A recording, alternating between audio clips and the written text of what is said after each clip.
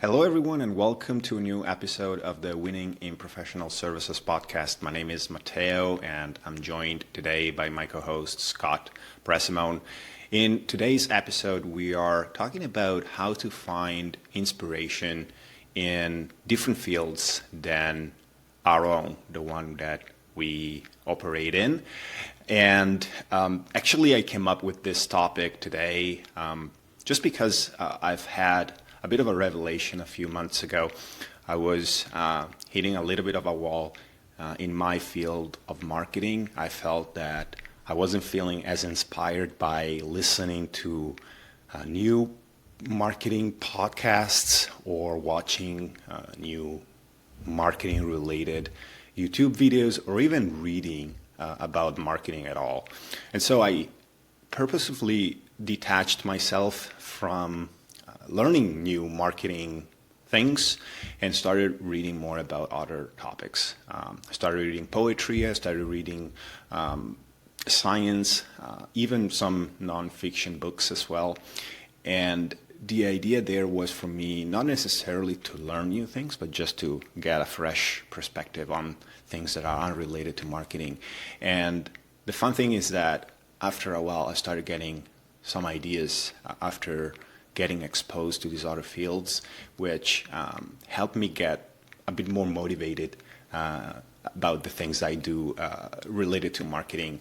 And so this is actually something that I started researching a little bit and came across a couple interesting stats that I'm going to read here before we dive into this topic.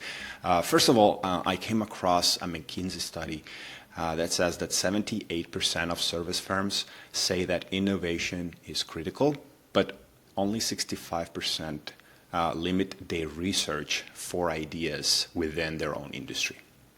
And another study from Deloitte says that cross-industry innovators grow 4 times faster than industry-focused peers.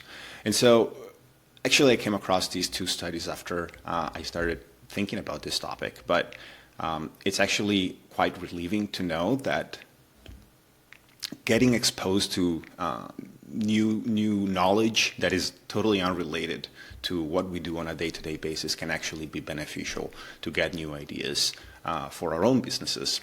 And so, Scott, I'm curious to know from you if you've experienced the same over the years, but also what do you think is the biggest barrier preventing companies from looking beyond their industry for inspiration? The first thing that comes to mind, Matteo, is I think of whether it be myself or other owners that I've worked with, really getting caught into this feeling of they have to be doing something. They have to be focused on their business. They have to be busy. I think there's this feeling of being busy is, almost being so busy that you're overwhelmed and you're stressed is doing the right thing for your business. And I don't think that's always the case. So a simple example of this would be going on holiday, going on vacation for a short period of time. I often find, although I still myself don't go on a ton of vacations, when I do, I always get something out of it. When I'm going on a boat or a ferry to get over to an island, I'm thinking about how they're organizing the ferry. I'm thinking about the captain. I'm thinking about how they structure their time slots. I'm thinking about things like this. When I go to a nice hotel, I'm thinking about how they're a successful hotel, what they do, how they're greeting their customers, etc., how I can maybe apply that to the business. So my business hat is always on to a certain extent, but I think this plays to the point of looking outside of your industry sometimes, and I'm not in the hotel industry, yet I can take away things from the hotels if I'm taking a vacation. So getting out of that idea of, feeling guilty by stepping away from the computer or stepping outside your business, and instead thinking, sometimes you do need to take a step away. Sometimes that is when you're going to be most creative. Sometimes that's when you're going to gather inspiration from other places. And I think that's well worth doing. Now, to your question, Matteo, about why it is that companies don't do this, it's because I think we're all comfortable where we are. We're comfortable, looking at the competitor down the street that's doing some great thing or, we think is maybe growing a ton faster than we are. And it's just easy to have that comparison point and to say, the grass is always greener over there. Why are they getting those customers? Oh, they're all their customers come over to us anyway. They're still getting the customers, but we're better than them. We're better than them. And it's kind of like, you're just looking at these two teams, not realizing that there's the whole world out there, and we're going to end up being hyper focused on that one competitor or those 5 competitors we're thinking about, without taking a step back and saying, what about these other things? There's a whole world out there where inspiration is coming from. It's just easier to look with what's right in front of us. And I think we have our blinders on sometimes. And sometimes I think we need to, smack ourselves in the face, or maybe our wife or girlfriend or someone needs to smack us in the face and say, get out of here and let's get a fresh look at something new that we haven't been looking at. Let's go on a hike. Let's do something that's not just in front of the computer. And I think that's where we get a lot of the inspiration. Yeah, you touched on a few interesting things. Traveling is definitely one of those activities that can truly ignite a lot of inspiration. I am now traveling and I'm visiting family in Switzerland, and I haven't been here for a year. And before actually leaving home, I was a little bit apprehensive. I felt like it's been a long time since I've visited family. I might have a reverse cultural shock coming here. But then as I've been here now for a couple of weeks, I started getting, looking at things a little bit differently. Obviously, I've lived here for pretty much all my life, but now that I have been away for about 10 years and then I come back only just once a year, I do look at things differently, and I do notice things that I wasn't noticing before when I was living here, and those things are all coming back in different ways. Maybe as, I look at those things maybe a little bit more objectively and critically, and some of those things do actually seem to be, source of inspiration for me and maybe for my business at some point. But yeah, I totally agree also on the fact that, the best part of getting inspired is most of the time when we get away from our screens and from our computers and we live life actually outside. Another thing that come to mind could also be really, other than trying to learn things from other fields, maybe even attending events. Like we talked about going to events in previous episodes, industry events and whatnot, but sometimes it could even be worth exploring, different type of industry events that are not related to our own industry, and maybe just going and attend those type of, meeting people from totally different fields can actually be a source of inspiration as well. But another thing that actually comes to mind is that if we actually just focus on, online knowledge consumption, we've pretty much all experienced this kind of sort of echo chamber of knowledge where our algorithms are filled with the things that are mostly related to our interests. And breaking that algorithm can be extremely challenging, difficult at times.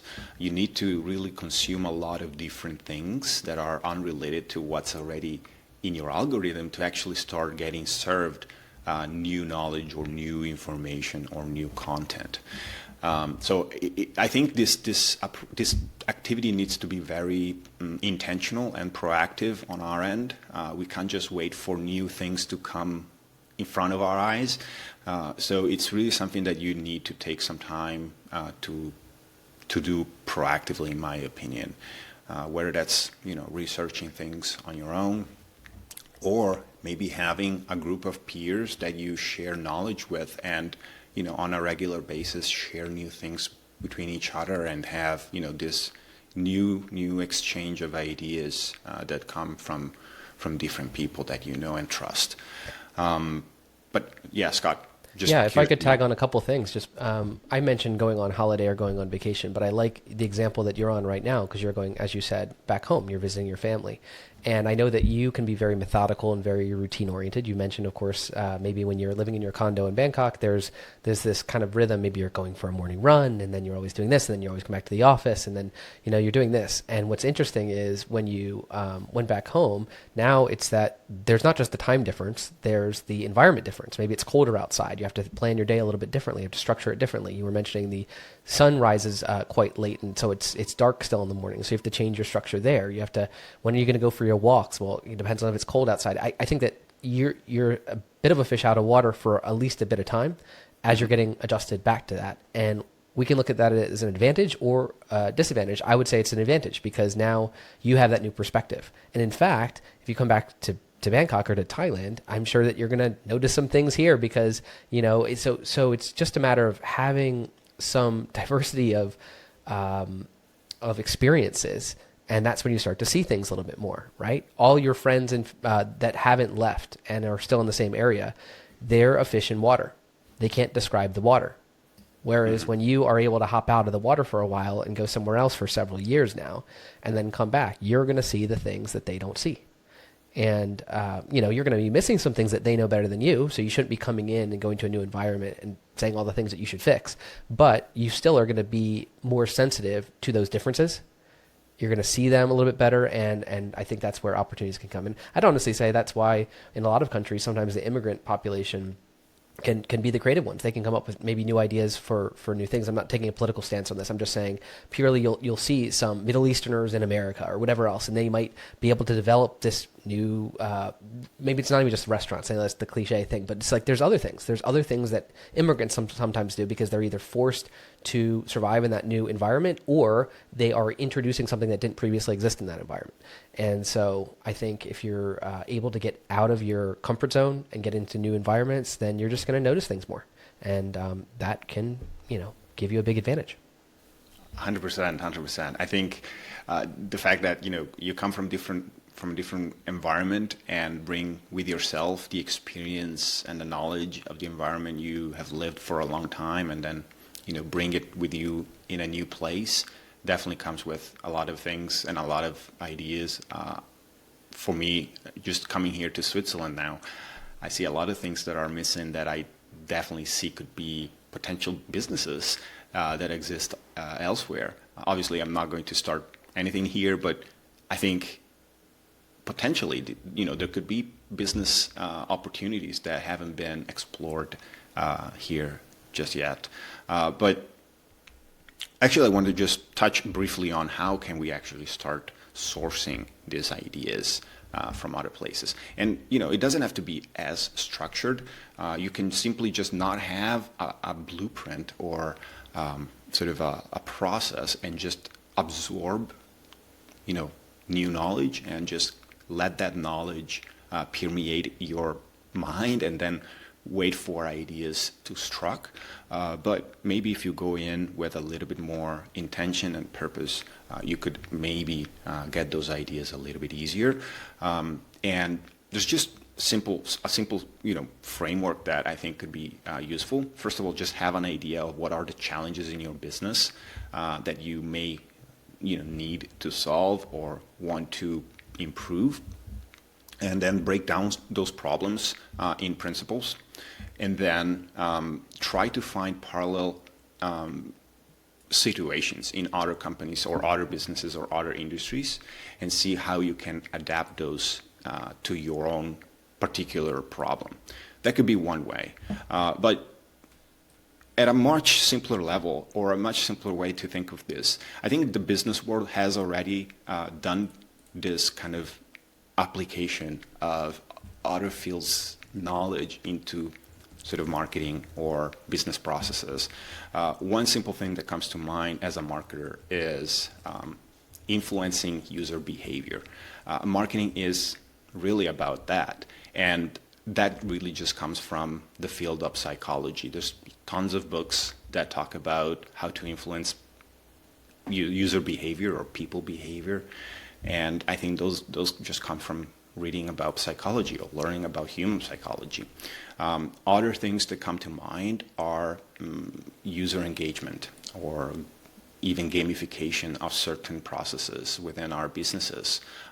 I think of referral programs, for example, and there's ways to gamify a referral program, and those just come from other fields, probably the gaming field, and probably still psychology in some ways.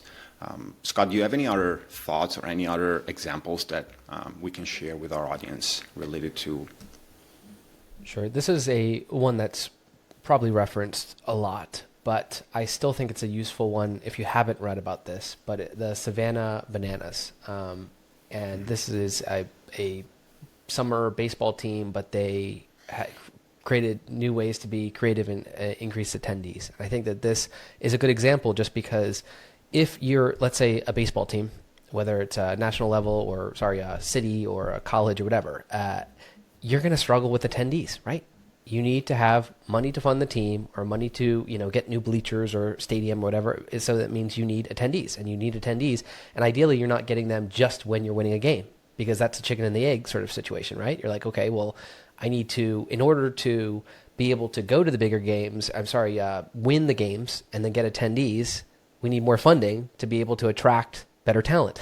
Okay, so how do you do that? And I think that, I can't think off the top of my head the whole story of the Savannah Bananas, but I'm just saying that guess what they're likely struggling with? We need more attendees so we can get more funding. Well, how do we get more funding if we don't have, so it's the chicken and the egg. What do? Well, get more entertaining. And then if you can make it an entertainment and you can increase that, then people are going to want to go even if you're not playing a big competitor, even if it's not a World Series game, right? How can you make it a fun place to be? And if you can do that, then you can get the funding despite not winning the games. But guess what? Then you get more funding, and then you can probably attract better people, and then you can probably win more games. So I think it's a very creative way is that focus on the entertainment first, because that's going to bring the attendees. That's certainly a one worth digging deeper into. And again, let's compare that to if the Savannah Bananas were like, we're going to try to get better like another baseball team down the street. Well, that's going to be a different playbook, isn't it? Right? It's going to be like, oh, they did it by buying a new stadium, or they did it by, doing whatever else. Well, you have to play by a different set of rules here. So you have to say, let's go into psychology. Let's go into the entertainment industry. Let's see how the theater shows are able to attract people, right? Let's find new ways outside of our industry, outside of baseball clubs, and find new ways to gain interest. So definitely look that up, the Savannah Bananas. Have you heard of them before, Matteo? I have never heard of Savannah Bananas before. That's an interesting example. I think one thing that comes to mind is that generally these examples that we are mentioning here are actually just, in my opinion, things that maybe are fairly common sense. Anybody can really come up with these things on their own, but the fact that we can actually source these ideas from other businesses just makes it so much easier to then say, okay, somebody else has already done it somewhere else. Why not try to take the learnings from them and apply them to our own business in maybe a different industry, a different context? So yeah, I love this example.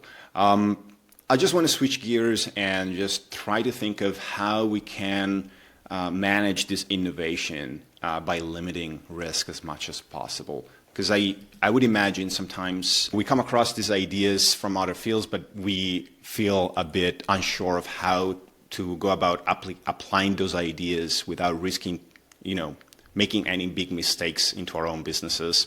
And so ideally, we can just try to apply these ideas to non-disruptive processes or not too high-stake processes within our businesses.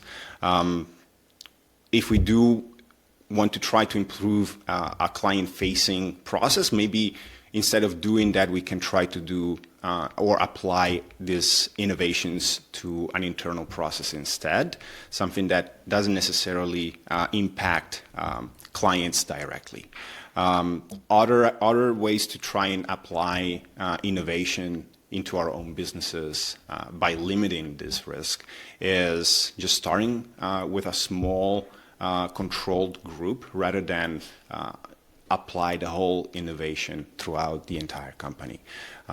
Scott, do you have any other thoughts on how potentially limit risks when rolling out new ideas into our own businesses? Sure. First, I'm just going to start with just my feeling on this is that if you're in business and you're scared about risk, I think that's a little bit of a tough one, right? Because I think business, by its nature, you have to be taking risks. Now, because there's nothing more unsafe than not taking risks in business, because you constantly have to innovate. You constantly are having people that are nipping at your coattails and trying to get past you. And so if your feeling is I'm going to stay the same, or I don't want to take any risk, or I don't want to rock the boat, That's tough. That's tough because I think that you're going to slowly be drifting backwards. Now, but I get your point, Mateo, is that we don't want to bet the farm, right? And the idea here is don't start by betting the farm. So I like your idea of either starting internally or starting with small groups versus rolling something out. I think the challenge with if you were to get too aggressive, let's say that you were like, oh, we're going to try this new way of attracting clients. We're going to change our whole website. We're going to do all this other stuff. If you get into this whole big mode, then guess what? If something doesn't work, then you're going to probably make people dizzy with all the shiny object syndrome that you're getting. So if you're like switching something, oh, didn't work, switch it to another thing, switch it to another thing. You know, if you're doing that, it's just not a good way to do it. So to your question, how do you go about doing it?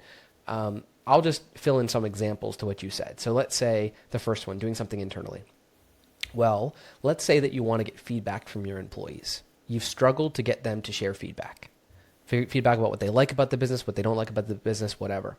Then that's a good place to say, well, hold on, what can I do? Can I anonymize the surveys more? Can I gamify the surveys more? Can I, for people that are putting their ideas in the idea bucket, am I going to do a lucky drawing where they get a $50 gift card?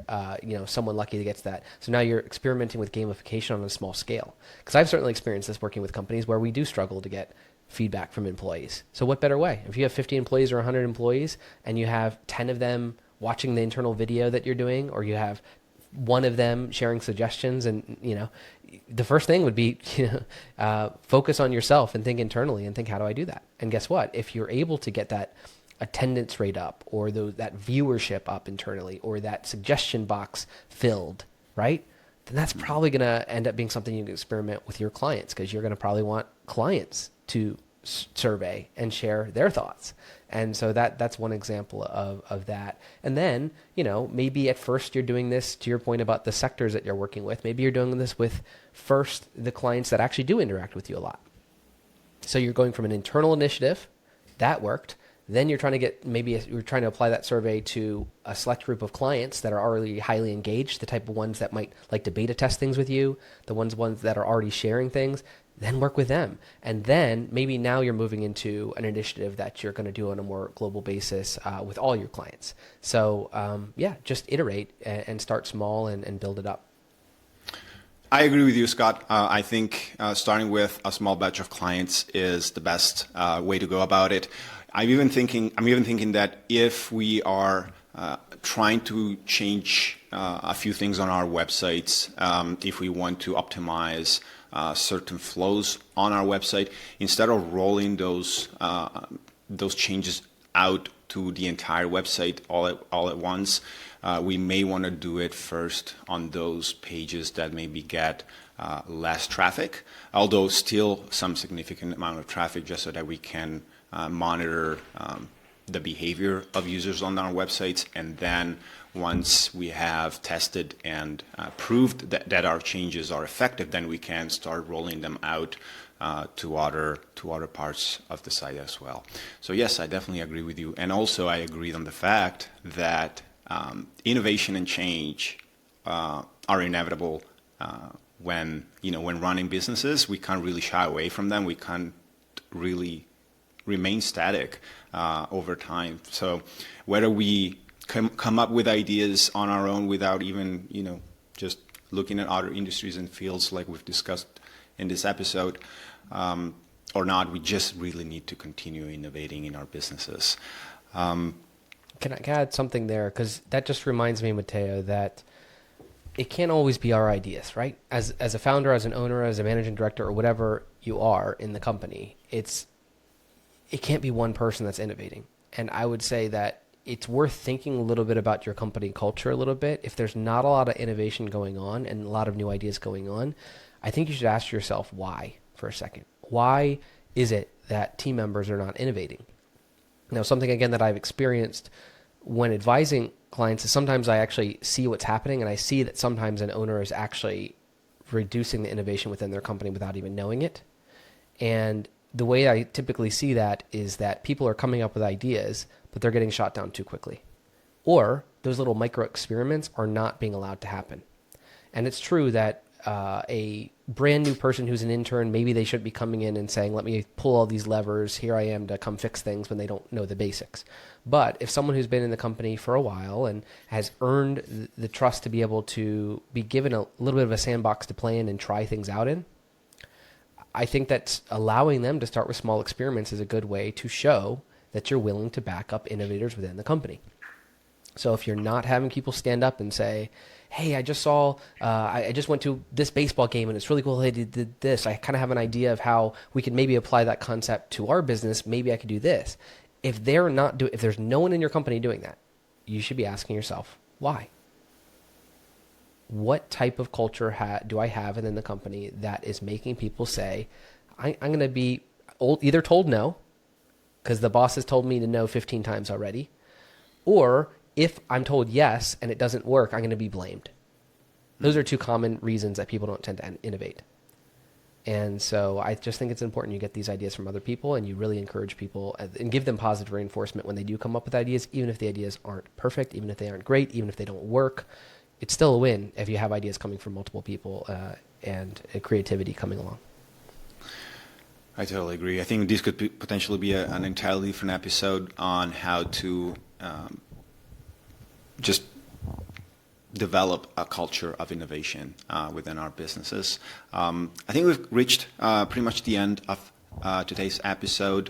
We've talked about where to look for ideas and the positive benefits of